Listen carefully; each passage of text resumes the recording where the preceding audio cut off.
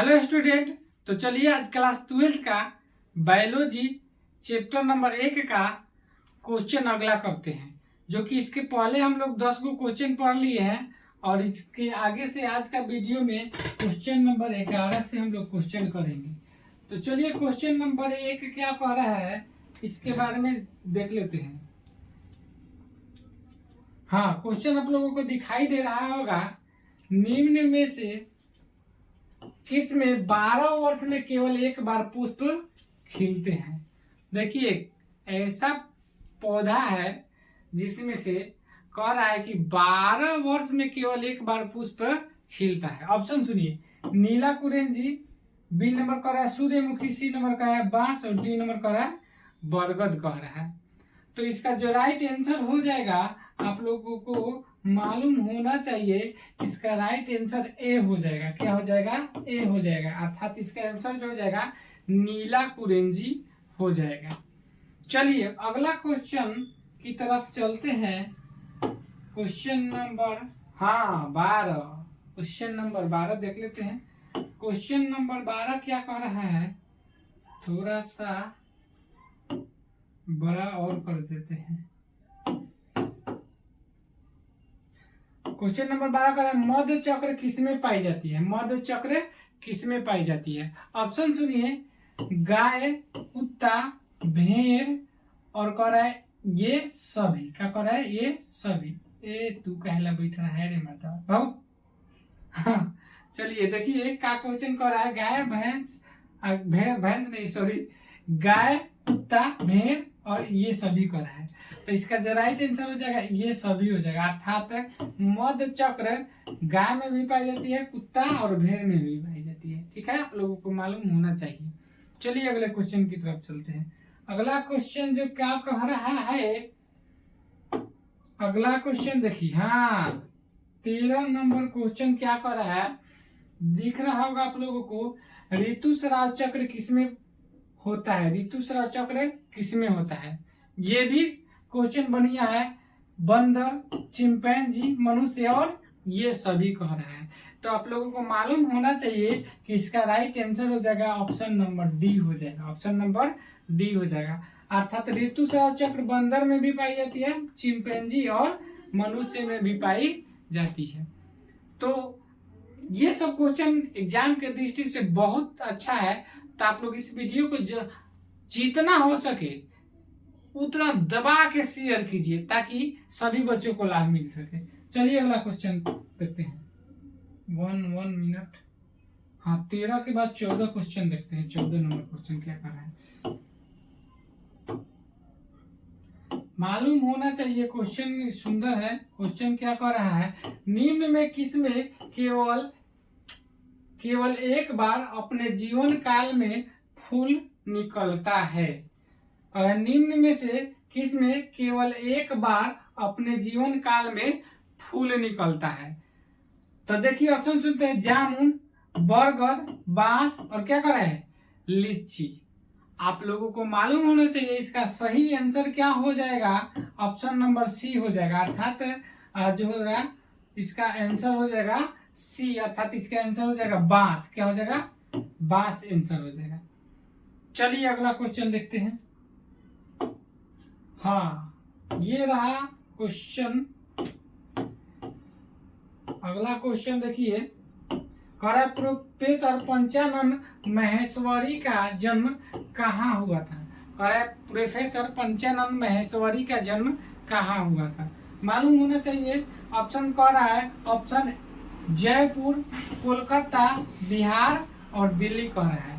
मालूम होना चाहिए प्रोफेसर पंचानन का जन्म जयपुर में हुआ था, अर्थात इसका आंसर जो हो जाएगा ए नंबर आंसर हो जाएगा। इस वीडियो को ज्यादा से ज्यादा शेयर कीजिए ताकि सभी बच्चों को लाभ मिल सके। चलिए अगला क्वेश्चन क्या कर रहा है, 16 नंबर क्वेश्चन दिखाई दे रहा होगा आप लोगों को। 16 नंबर क्वेश्चन कर रहा है, कायिक जनन एक प्रकार का जनन है। कायिक जनन एक प्रकार का जनन है। ऑप्शन सुनिए, लैंगिक का जनन, अलैंगिक जनन, दोनों, इनमें से कोई नहीं।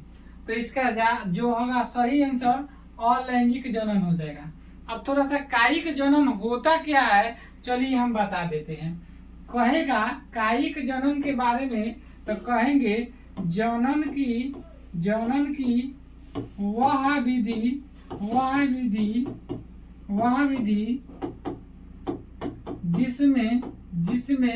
जिसमें पेड़ पौधा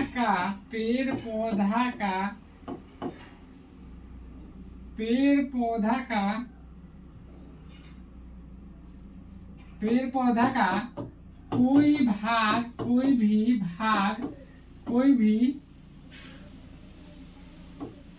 भाग केवल इसमें क्या होगा, पुष्प को छोड़कर बात होगा,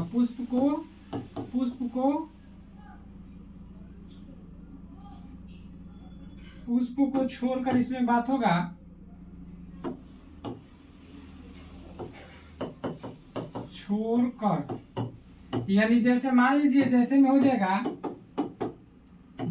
जड़, तना, पत्ती इत्यादि से अलग होकर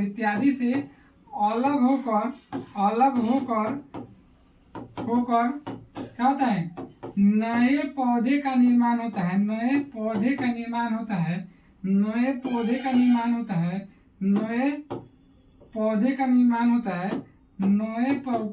निर्माण होता है क्या कहलाता है, कायिक जनन कहलाता है। अर्थात कहने का मतलब हुआ जनन की वह विधि जिसमें पेड़ पौधा का कोई भाग पुष्प को छोड़कर जैसे जड़, तना, पत्ती से अलग होकर के एक नए पौधे का निर्माण होता है, उसे क्या कहेंगे, कायिक जनन कहते हैं। क्या कहते हैं, कायिक जनन कहते हैं।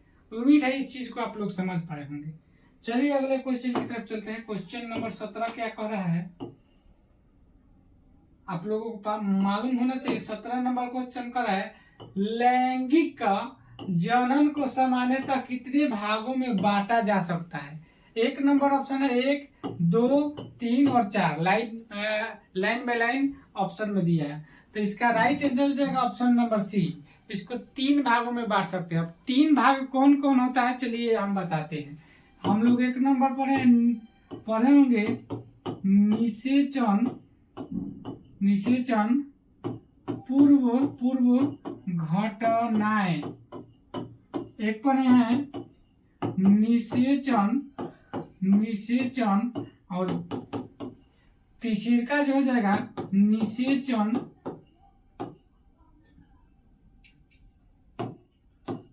पश्चात घटनाएं।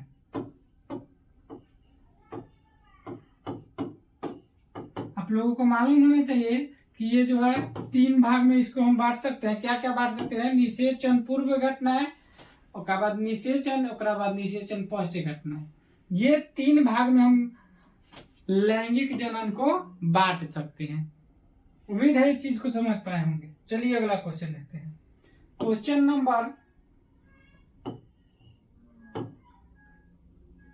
क्वेश्चन नंबर जो है दिखाई दे रहा होगा, आलू में अर्धसूत्री कोशिका में गुणसूत्रों की संख्या होती है। आलू में अर्धसूत्री कोशिका में गुणसूत्रों की संख्या होती है। 18 नंबर क्वेश्चन, ऑप्शन सुनिए 24, बी नंबर 48, सी नंबर 16 और डी नंबर 32।